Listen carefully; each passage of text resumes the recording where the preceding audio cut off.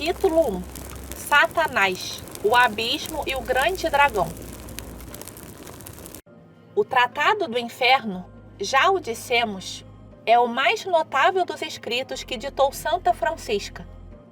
Um dia que a serva de Deus estava muito doente, encerrou-se em sua cela para se entregar ao exercício da vida contemplativa, onde encontrava sua consolação e essas delícias. Era por volta das 4 horas da tarde. Logo foi arrebatada em êxtase, e o arcanjo Rafael, que então não via, veio tomá-la e conduzi-la para a visão do inferno. Chegada à porta deste reino assustador, leu escrito na porta com letras de fogo: este lugar é o inferno, inferno sem esperança, inferno sem intervalo nos tormentos, inferno sem descanso. A porta se abriu. Ela olhou e viu um abismo tão profundo e tão apavorante que desde então não conseguia falar sem que o seu sangue gelasse em suas veias. Deste abismo saíam gritos medonhos e exalavam odores insuportáveis. Então foi tomada de um horror extremo, mas ouviu a voz do seu guia invisível, que lhe dizia para ter coragem, porque não lhe iria acontecer nada de mal.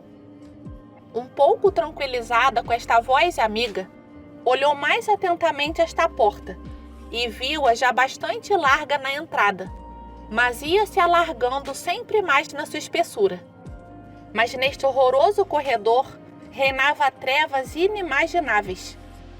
No entanto, foi feita para ela uma luz, e viu que o inferno era dividido em 3 regiões, uma superior, uma intermediária e uma inferior. Na região superior eram anunciados graves tormentos. Na intermediária, os instrumentos de tortura eram ainda mais assustadores, mas na região baixa, os sofrimentos eram incompreensíveis. Estas 3 regiões eram separadas por longos espaços, onde as trevas eram espessas e os instrumentos eram incrivelmente numerosos e extraordinariamente variados. Neste abismo medonho vivia um imenso dragão que ocupava todo o comprimento.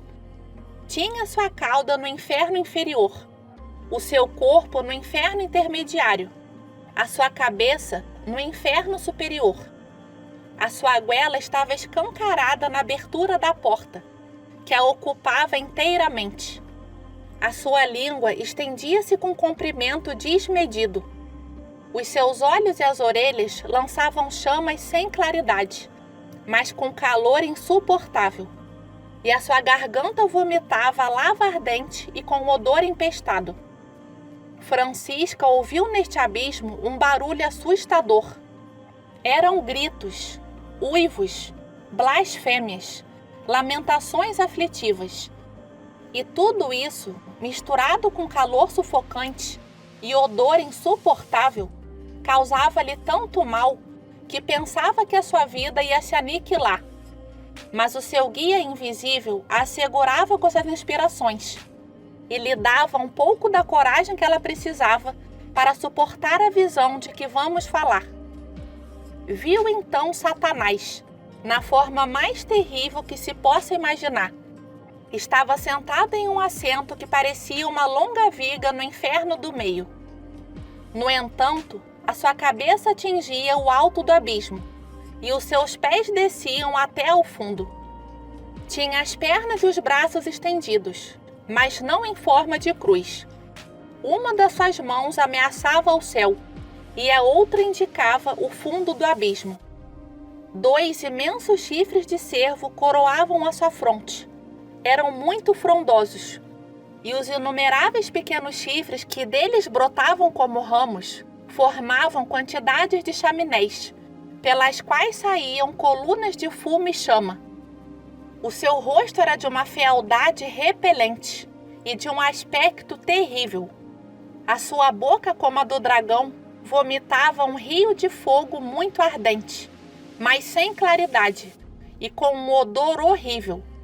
Trazia ao pescoço uma argola de ferro abrasado. Uma corrente ardente aprisionava-o pelo meio do corpo, e os seus pés estavam também acorrentados. As correntes das suas mãos estavam solidamente enganchadas na abóbada do abismo, e as dos pés estavam ligadas a um anel fixado no fundo do abismo. E a corrente que circundava a cintura aprisionava também o dragão de que já falamos. Depois desta visão, seguiu outra. A serva de Deus notou por todos os lados almas tentadas pelos espíritos a serem conduzidas para este horrível lugar. Traziam os seus pecados escritos na fronte, com letras tão inteligíveis que a santa entendia por quais crimes elas foram condenadas. Tais letras eram somente para ela, porque estas almas desgraçadas conheciam reciprocamente os seus pecados só pelo pensamento. Os demônios que as conduziam afligiam-nas com zombarias, repreensões cruéis e maus tratos que seria difícil narrar. Tão inventiva era a raiva desses monstros. À medida que as almas chegavam à entrada do abismo, os demônios derrubavam-nas e precipitavam-nas de ponta cabeça na goela sempre aberta do dragão. Assim engolidas, deslizavam rapidamente pelas entranhas dele, e chegando à abertura inferior, eram interceptadas por outros demônios, que as levavam ao seu príncipe, o monstro acorrentado de que já falamos. Eram logo julgadas, e depois de ver indicado o lugar que elas deviam ocupar, segundo seus crimes, eram entregues a algozes diabólicos que as conduziam.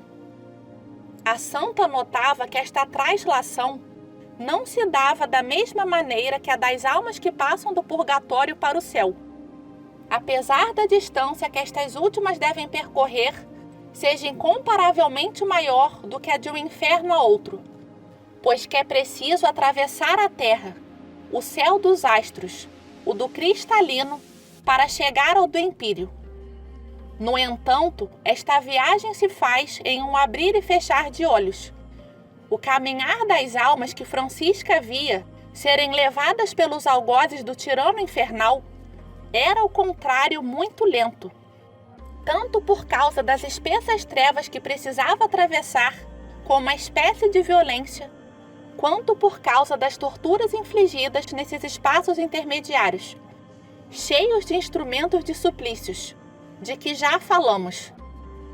Isso, pois, após um certo tempo, é que os demônios acabavam por lançá-las no fundo do abismo. Francisca viu também chegar outras almas menos culpáveis que as primeiras, mas ainda assim reprovadas. Eram precipitadas na goela do dragão, apresentadas a Lúcifer, julgadas e transferidas pelos demônios tal como as demais. Mas em vez de descer ao fundo do abismo, subiam para o inferno superior com a mesma lentidão e sofrendo tormentos proporcionais a seus pecados. Chegando à sua prisão, encontravam uma multidão de demônios em forma de serpentes e bestas ferozes, que só de ver causava terror. O olhar de Satanás apavorava-as ainda mais, sem falar do fogo geral em que eram mergulhadas. O fogo que saía do príncipe das trevas lhe fazia cruelmente sentir o seu ardor devorador. Ao redor delas reinava uma noite eterna, de tal maneira nada podia distraí-las das penas que sofriam. Ali, tal como nas outras partes do inferno, cada alma condenada era entregue a 2 demônios principais, executores da sentença da justiça divina. A função do primeiro era de espancá-la, de lacerá-la e atormentá-la sem cessar. A função do segundo era de zombar da sua desgraça, reprovando-a por estar ali por culpa própria, fazê-la lembrar continuamente dos seus pecados, mas de maneira mais opressiva, perguntando-lhe como podia ter cedido às tentações e de ter consentido em ofender o seu Criador, de mostrar-lhe, enfim, todos os meios que teve para se salvar e todas as ocasiões de fazer o bem que perdeu por sua falta. Daí remorsos dilacerantes, que juntados aos tormentos que o outro demônio lhe fazia sofrer, colocava em um estado de raiva e desespero, que exprimia por uivos e blasfêmias. A tarefa confiada a estes demônios não era, porém, exclusiva deles. Todos os outros tinham também direito de insultá-la e atormentá-la, e eles não o deixavam de fazer.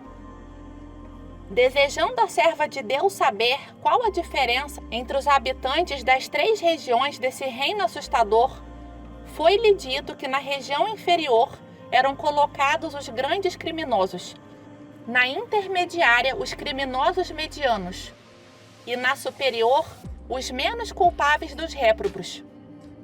As almas que vedes na região superior, acrescentou a voz que a instruía, são as dos judeus que, fora da sua obstinação, levaram uma vida isenta de grandes crimes. As dos cristãos que negligenciaram a confissão durante a vida e foram privados dela na hora da morte e etc. Tudo que a bem-aventurada via e ouvia enchia de pavor, mas o seu guia tinha muito cuidado em tranquilizá-la e fortalecê-la.